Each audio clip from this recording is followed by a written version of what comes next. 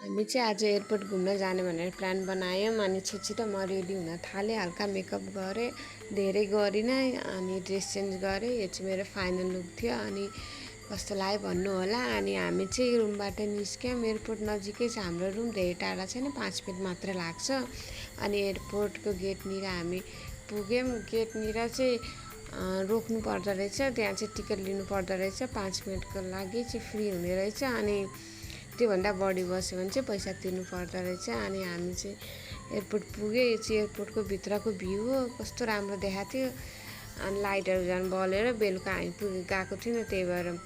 अनि त्यसपछि गाडी पार्किङमा लायो अनि भित्र गयौँ। अनि हामी चाहिँ दाइसँग भेट्न गएको थियो। दाइ चाहिँ पुलिस हुनुहुन्छ अनि त्यही जब गर्नुहुन्छ एयरपोर्टमै। अनि उहाँले नै भेट्न बोलाउनु भएको थियो अनि हामी उहाँसँग भेट्यौँ। एकछिनपछि प्लेन पनि आयो अनि हेऱ्यौँ। अनि छोरा सुतिसकेको रहेछ। छोरी चाहिँ खेल्दै अनि दुइटै बाउ छोरी मिलेर रमाइलो गर्दै थियो उनीहरूलाई। मेरो छोरीलाई उसको बुवा भैसुलाई केही नि चाहिँदैन, बुवासँग नै मस्त हुन्छ। म पनि चाहिँदैन। कति बाउ छोरीको बोन्डिङ कस्तो के, कति राम्रो, कति रमाइलो गर्छ। अनि टाइम धेरै भइसकेको थियो, 8 बजिसकेको थियो। अब हामीलाई घर पनि फर्किनु थियो अनि हामी चाहिँ अब घरतर्फ लाग्यौँ।